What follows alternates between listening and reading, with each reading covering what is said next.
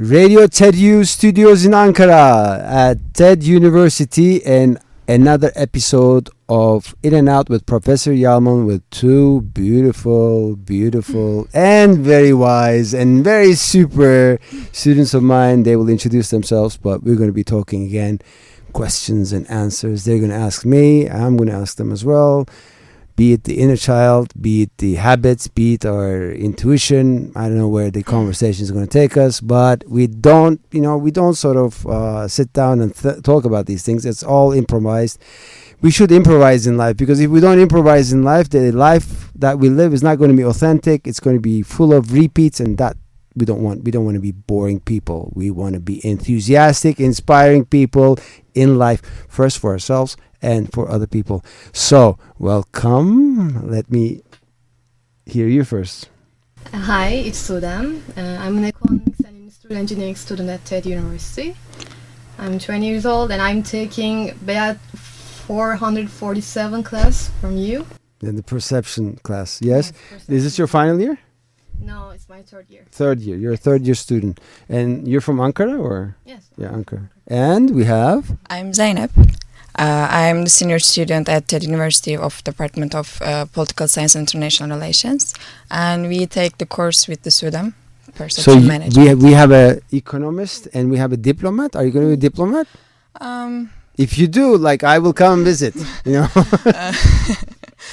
I don't think so. You don't think so? Okay. What led you to this studies? Because economics, more or less, I understand. You're interested in business and etc. But when people say I'm studying international relations and politics and whatever, all that, what was that? What inspired you, or what led, or was it just a coincidence? I'm a real talkative person, and I like to meeting the new people, and I respect all the cultures. So I choose that. So you made your choice very specifically by looking at your talents and what your interests are. We don't find people that often who do that. They either go and choose a department because their parents said so, because it's very secure to be in that area, whatever, or they heard somebody talk about that specific topic and they fell in love with that topic and they said, oh, I want to study that. How come you're studying economics? Well, I just love to wear suits and go to company. I want to be an old white man, actually. So there's a purpose and objective over here. So, okay, I'm not going to keep on asking questions. So let me hear, first of all, Zeynep, what question do you have for us today? As far as I know, you have tried many different things throughout your life.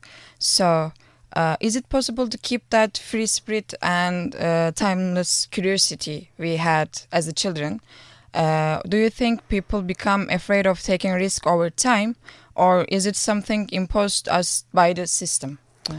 That's a very good question. First of all, as a child, we're not growing up alone. We're growing up, first of all, in our families, and in the families, whether right or wrong, they do what they think is right, and so there's not a special school for you that you go and you become mom and dad. It's especially in our age today. Özgür Bolat, greetings from here. He's doing the Anne Baba school, which is mother and father school. So he's trying to sort of educate mothers and fathers to be, or current mothers and fathers on how to be better educators, or better compassionate people for their kids. But so when you're growing up as a kid, you're influenced by these people, because you are looking to them as people who are very compassionate. You're looking at them as authority figures. You're looking at them with certain things that you like about them, like their scent, their voice, etc. But at the same time, the contrary is also true. You might be also irritated by these people because they are commanding all the time. They're trying to control you for your good, but So as you grow up, you're being pushed actually by the little society, the family, and then the larger society, the school, and then the larger society of the public and the country that you're living, and the job that you are taking on, whatever, and then later on your little family that you want to establish. First of all, your lover, etc. So there's always this thing of non-freedom issues. Non-freedom issues, I call them. I'm not saying it's a jail, but some sort of non-freedom issues, because you start negotiating, as if you're a diplomat. You're negotiating your life until you're born. You're even negotiating your life when you are crying, asking for your mother's milk. So what you take and what you give is something that you are constantly seeking, in which there should be balance. All right. So if you give a lot, there's imbalance. If you take a lot, there's imbalance. But you're learning to balance. As if you're here on Earth to learn how to balance, like you're walking your 2 feet. But you go through many episodes, and either these episodes can be like doing different things, like as you said, me in my example.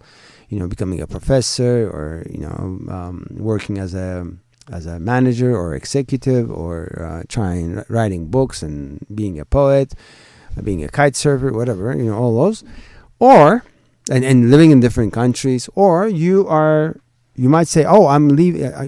There are certain people who are leading stable lives. They're in one place and they're doing the same thing. Believe me, they look like that, but they also go through different episodes, because they encounter different things in life. First of all, they change because their molecules, their cells change every second. So the constant seek, or the constant search for balance, be it whether you're doing this, adventurous life, or for some people boring life, the stable life. But it's not. It's both are very adventurous, and both have a lot of issues where you have to balance, because things, whether you like it or not, is changing. The trick here is to be able to connect the dots as you go through them. Connect the countries, connect the feelings, connect the lectures, connect the instability in the stable environment that you think it's stable.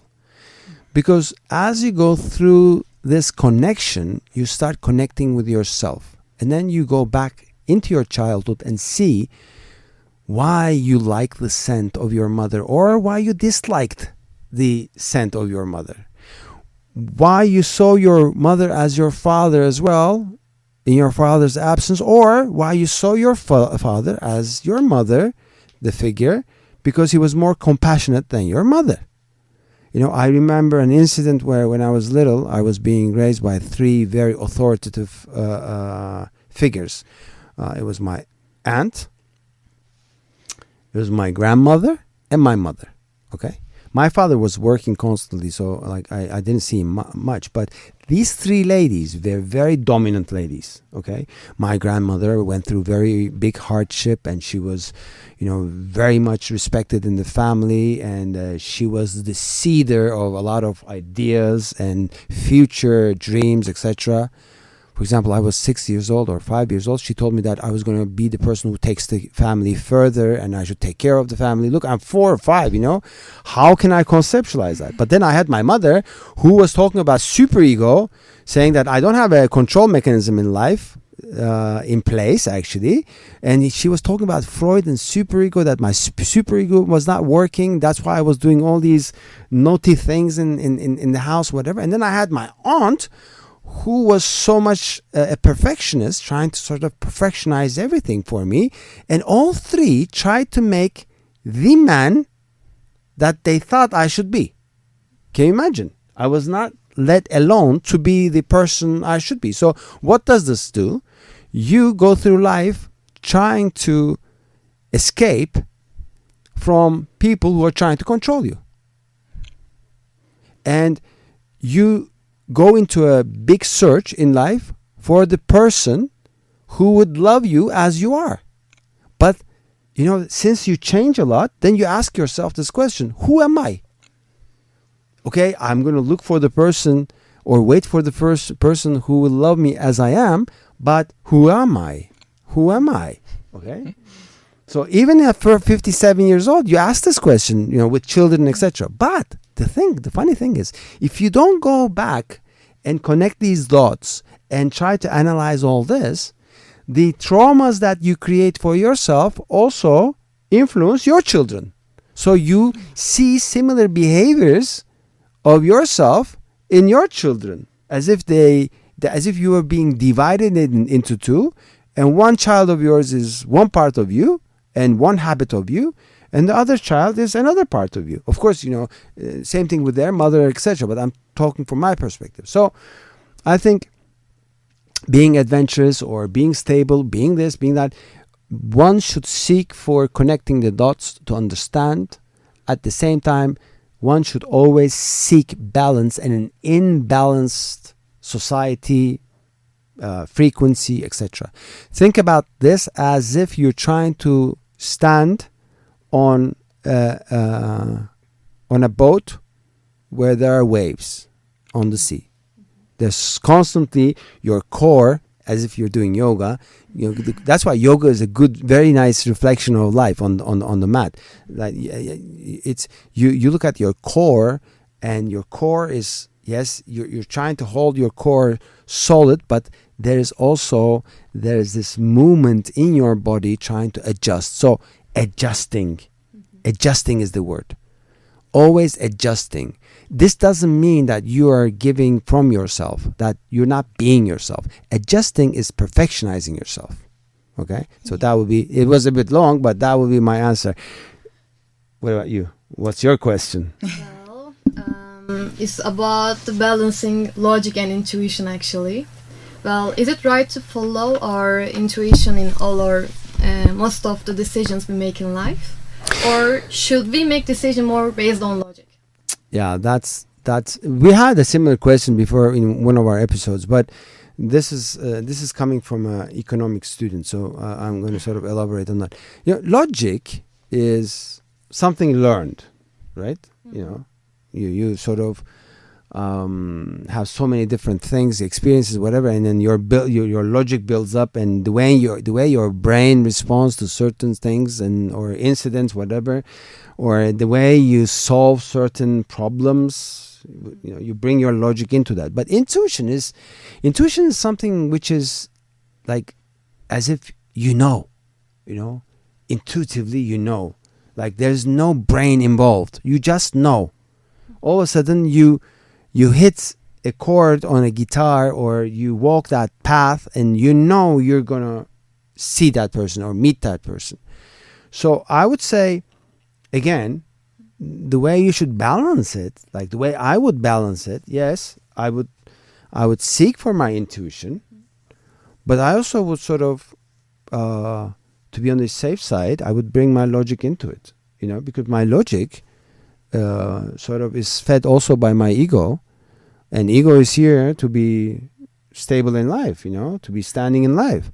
So logic is not a bad thing to involve in decision-making process, but leaving intuition out would be a big mistake, because some things logic cannot know and your intuitive part can know. So you can sort of analyze and try to sort of collaborate those two, and the final product will be the healthiest for you. So I wouldn't want to say, be intuitive about things, or I wouldn't want to say just be logical about things.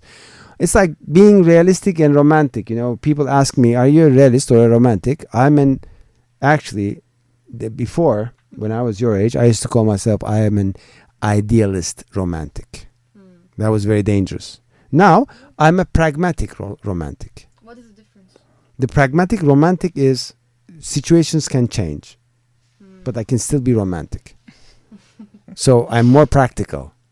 But idealist, when you're an idealist, it's not practical. You cannot be practical. You cannot be pragmatic.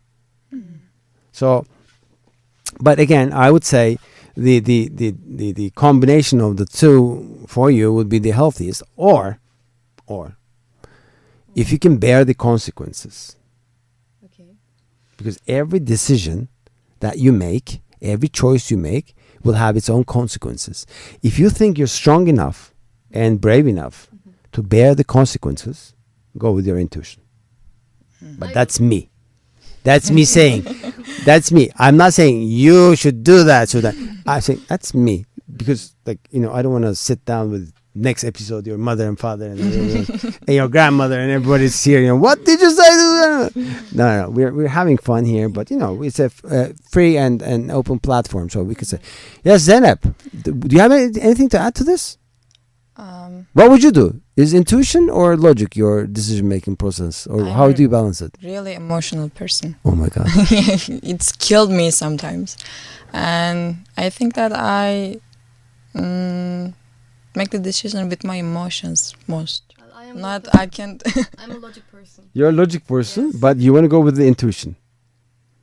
I'm not gonna go with intuition, I guess. You're not going to. You're going to go with logic. Yes. Excellent. Okay. Your emotions, your logic, you're more intuition, you're more logic. Okay, excellent. So, next question. For you, is life like a river where adapting to the flow matter most, or do we build everything with our own hands? Do you believe the destiny? See, I believe in destiny. Yeah. I believe in faith. I'm a believer, okay? I believe that there's a greater power and we need the consent of the elements of that power, okay? I believe that. Everything is not a coincidence. I don't think so, okay? Everything has a very solid, predetermined, predestined, pre-story told, I think, script. Yeah. But I read it somewhere. That script has also blank pages for you to write. Oh, it's really good.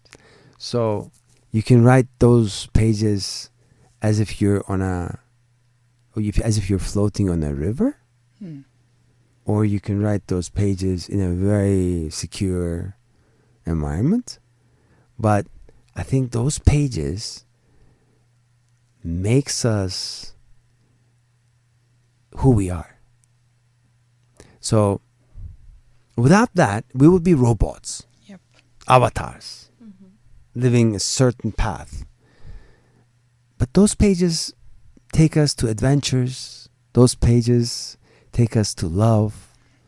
Those pages take us to gatherings and meetings. Do you think this is a coincidence that we're in the studio and we're doing this program? It's not a coincidence.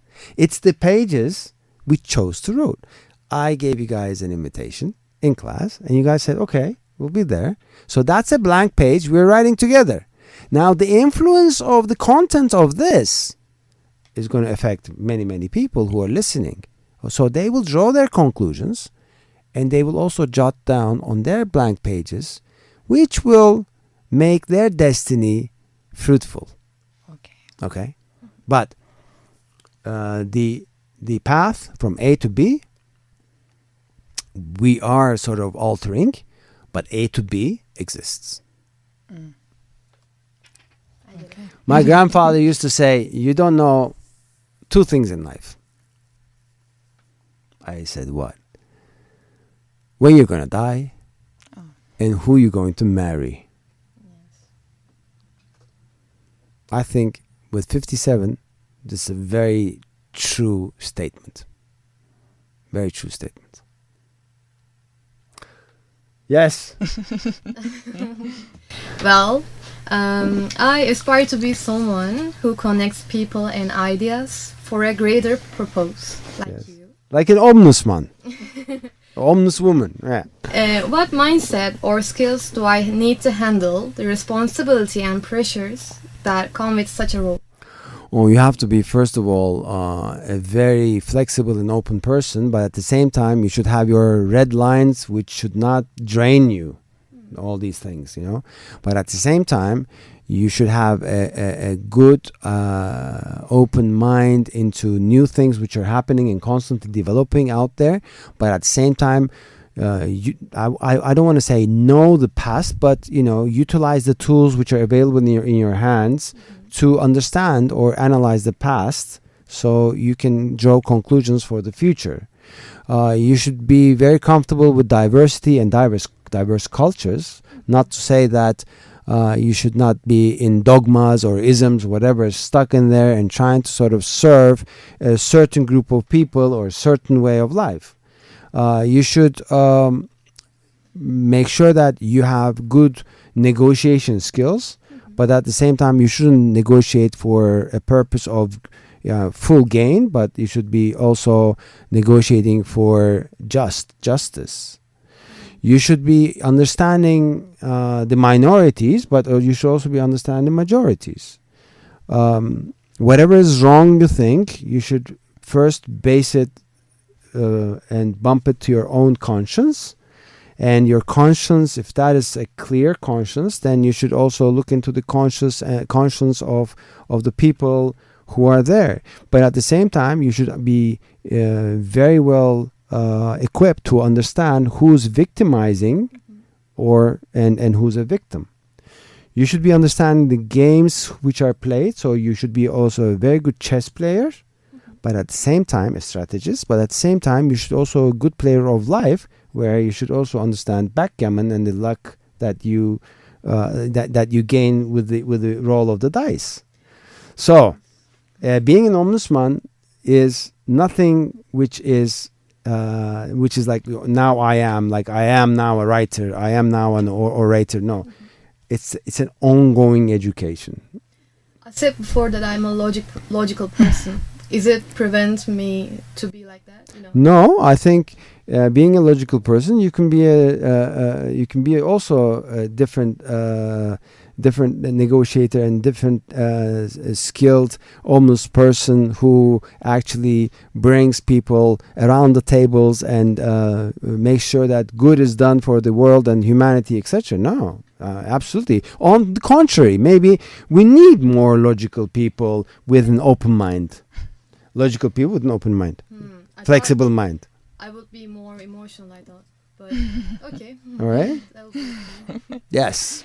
I almost listen to your all episodes. So you always encourage us to take risks, get out of the comfort zone. And do you believe the true courage is about acknowledging the risk and still moving forward, or stepping back and deciding not to take a leap, also a form of a bravery? How would you define the line between being courageous and taking reckless risks? First of all, you shouldn't take reckless risks because it's time consuming.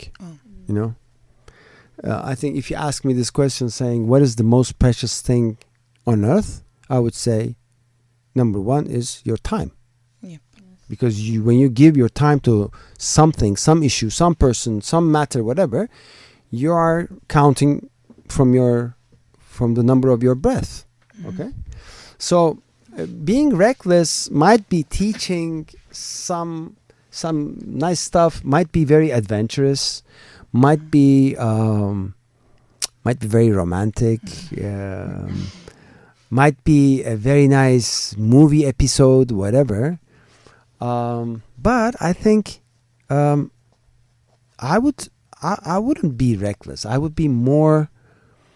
I would be adventurous still, but I would look at the consequences and start writing down the pros and cons of my actions, and also bring in what my talents are, bring in what my strengths are, and bring in what my weaknesses would be in solving or that matter or walking that path.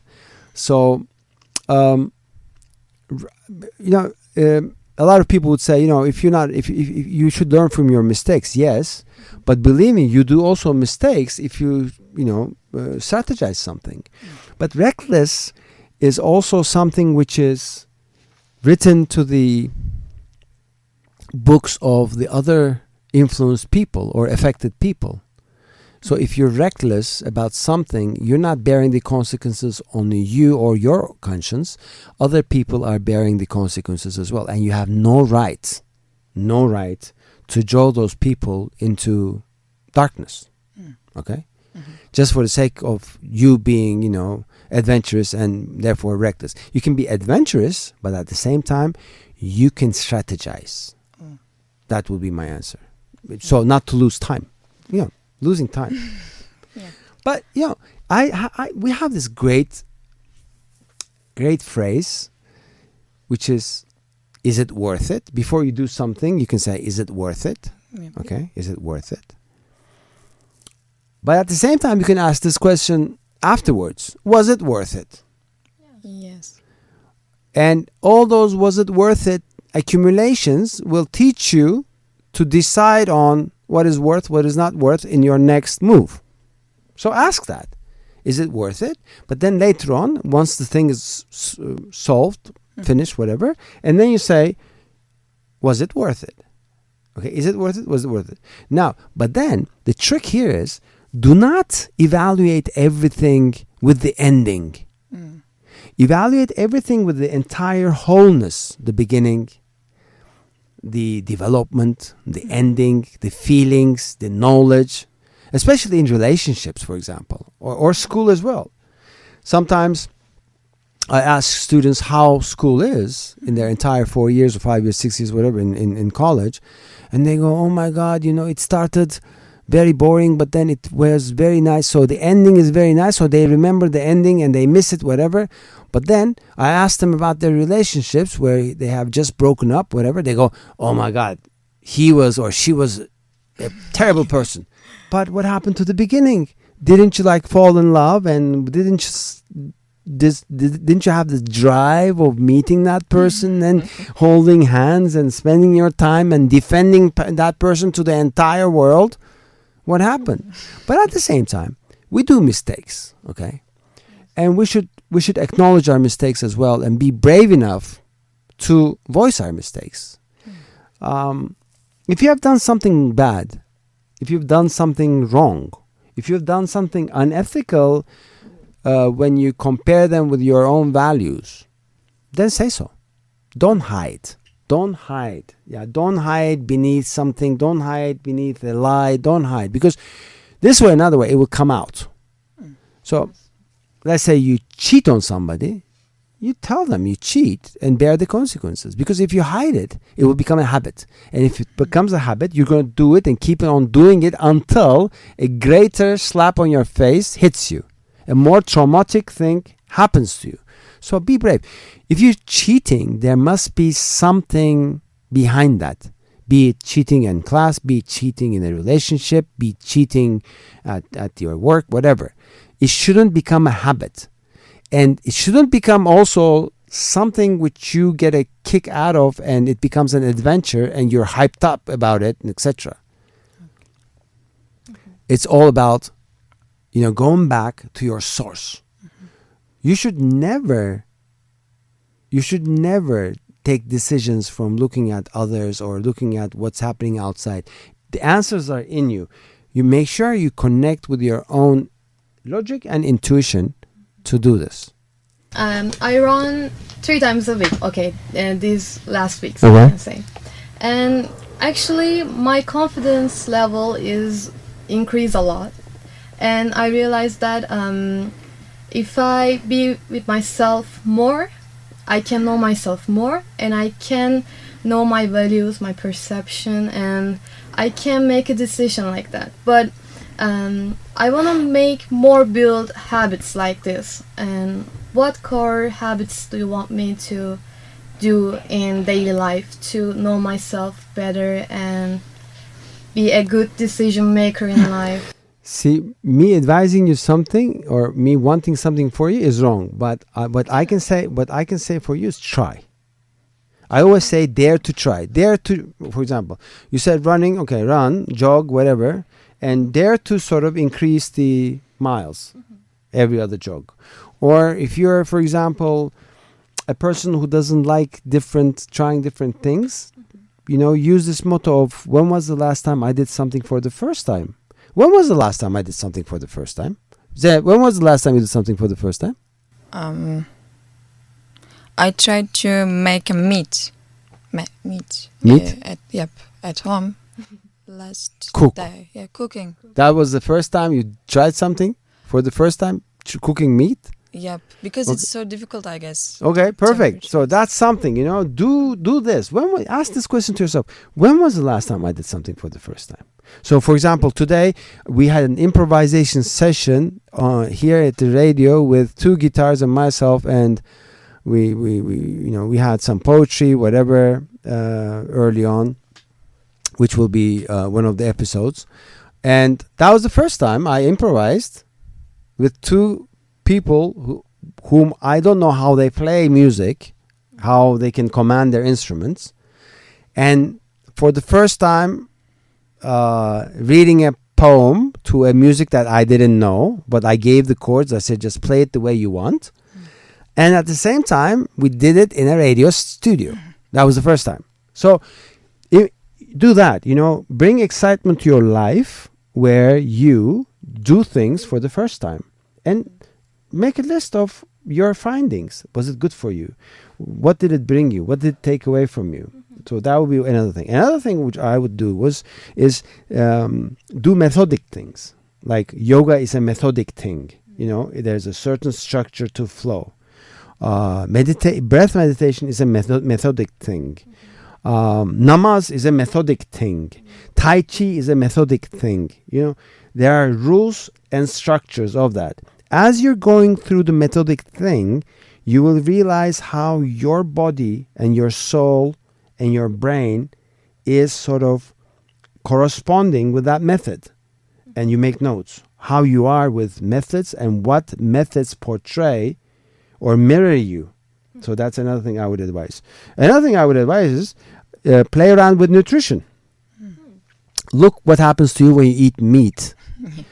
Look what happens to you when you eat more vegetables. Look what happens to you when you are actually drinking more water than you're usually consuming water. Experiment with nutrition, because nutrition is part of your biological well-being, where your hormones are affected, your entire nervous system is affected, because you are, at the end of the day, a different sort of a robot, a different sort of an avatar, I would say, not robot, but avatar, who has some big energy in it. See how your energy levels are increasing or lowering them. Another thing I would advise is definitely either listen to podcasts or read books. Yes. But I wouldn't say, don't underestimate the power of reading, because reading is like meditation. It will increase your concentration levels. It will make you a better speaker and a writer. It would give you the information whenever you need it. Your mind will pull, as if it's a photographic memory, those episodes that you read, and you'll have some ammunition under your hands. So I would advise also that. And then another thing I would advise is meet a lot of different people and look at them as books. Don't judge them. Don't say, oh, this guy I would, or this girl I would never talk, whatever. Don't judge them. Just try to meet different people. I had a class in Konya, and in one of the exercises in class we did at the university there, Karatay University, was I said to the class, I want you to go out to the street and at least come back with one person to the class. I don't care what you tell them. You're not allowed to bribe them. You're not allowed to give them money. But I want you to use a sentence where they willingly come to class, and we're going to do the class all together.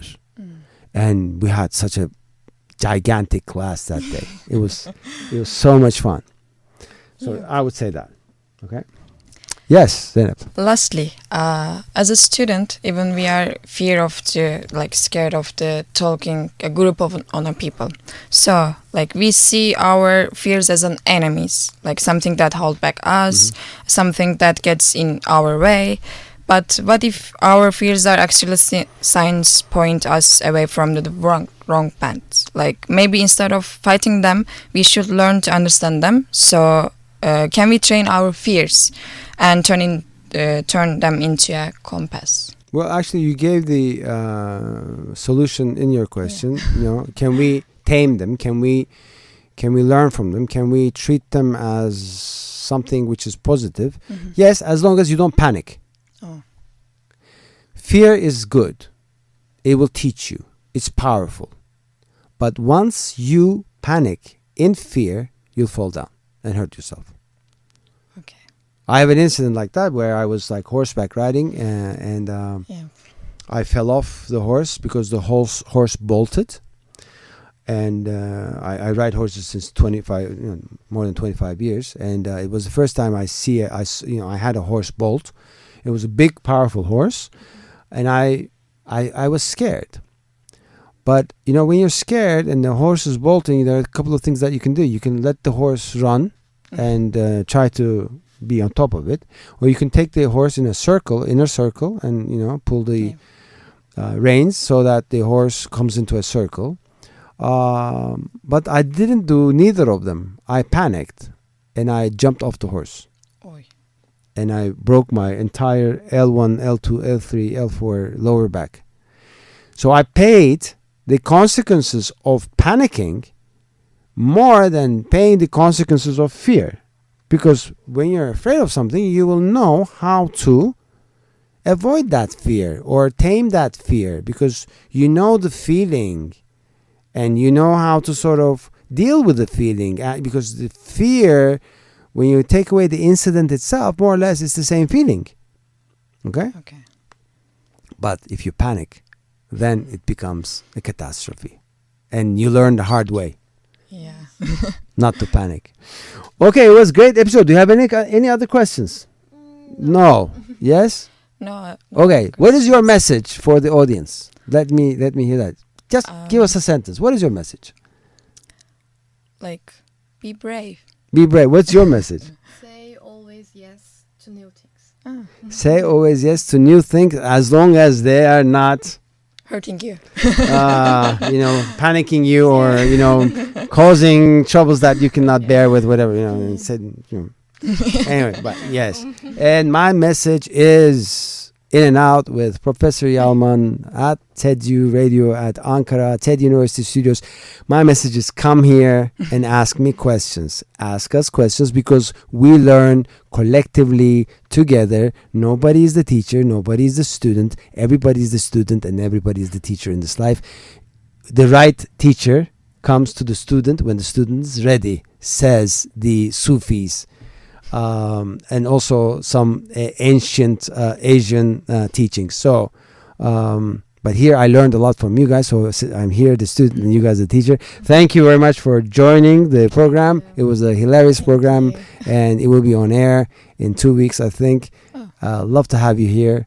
And from TED University, Radio TED Universities, TED University, Radio TED U Studios in Ankara. Have a wonderful, wonderful week.